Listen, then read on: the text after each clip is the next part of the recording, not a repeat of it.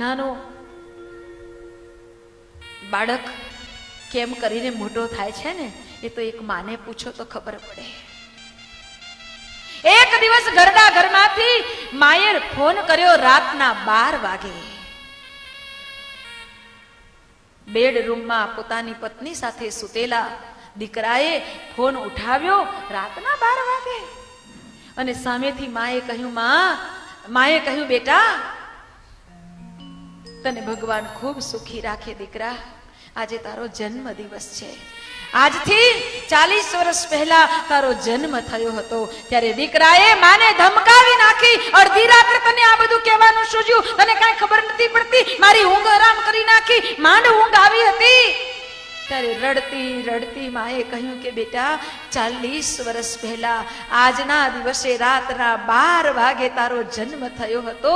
ત્યારે મેં તો કાંઈ કહ્યું નતું કે રાતના 12 વાગે શું કામ આવે? મારી ઊંઘ બગડે છે.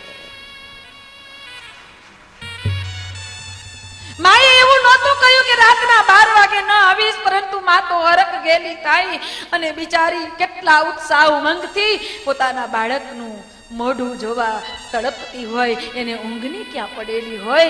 આજે એ દીકરો એમ કહેતો હોય કે તે મારી ઊંઘ હરામ કરી નાખી, તો એ માની શું સ્થિતિ થતી હશે? એ માની શું સ્થિતિ હશે? માના હૃદયના આઘાતને હૃદયથી સ્મરણ કરજો.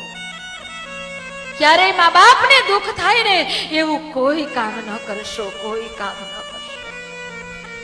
બાળકોને અંતરથી પ્રેમથી કહેજો કે બેટા, દુનિયામાં બધું મળશે પણ મા બાપ નહીં મળે.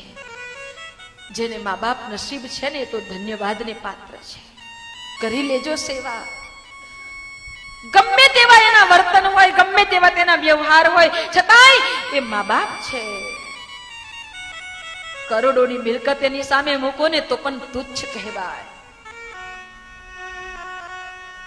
દોડી દોડીને ડુંગરા ઉપર ચડી ચડીને એને પૂજવા જાય ત્યારે સંતો સાધુ મહાપુરુષો કહે કે ઉમરા વાળીને પૂજી લે, ડુંગરા સુધી જવાની જરૂર નહીં પડે. આના આશીર્વાદ મળશે તો ડુંગરા વાળી દોડતી આવશે. ત્યાં સુધી જવાની જરૂર નથી. આપના બાળકોને આ વાત નથી સમજાઈ અને એટલે આજે ઘરડા ઘરોની અંદર મા બાપ બિચારા કેટલી મિલકત મૂકી અને આજે કોકના પનારે પડેલા છે. કોકના પનારે પડેલા છે. ઘરડા ઘરમાંથી વિદેશ રહેતા દીકરાને બાપાએ ફોન કર્યો.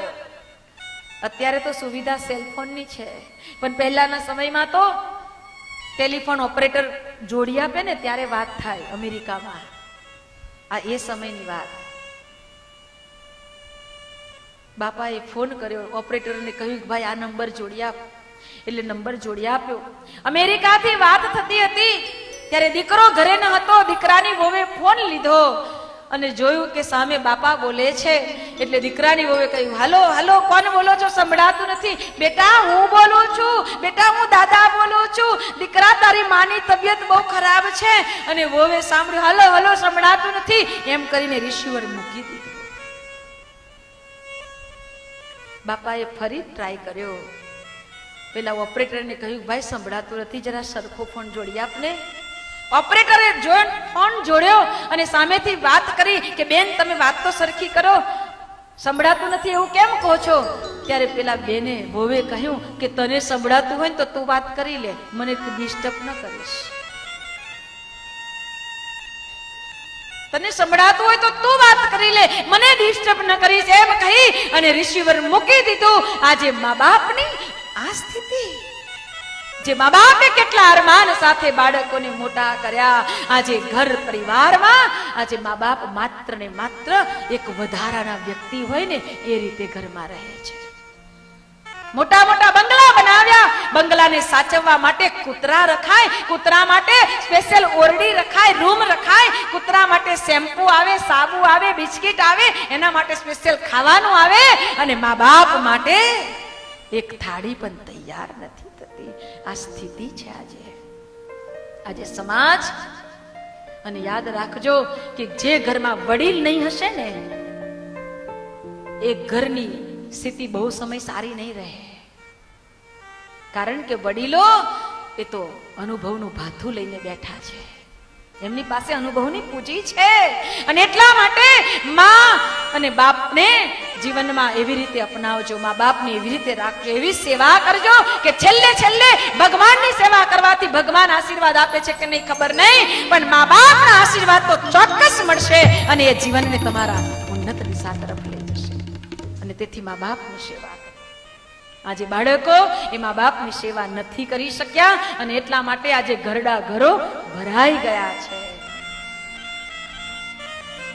બાળકો જે દિવસે મા બાપની કદર કરતા થઈ જશે, કદરદાન એને બનાવી લેશે, ત્યારે આ સંસાર ફરીથી, આ ભારત વર્ષ ફરીથી એક એક ઘર સ્વર્ગ સમૂહ બની જશે, એક એક ઘર નંદનવન બની જશે.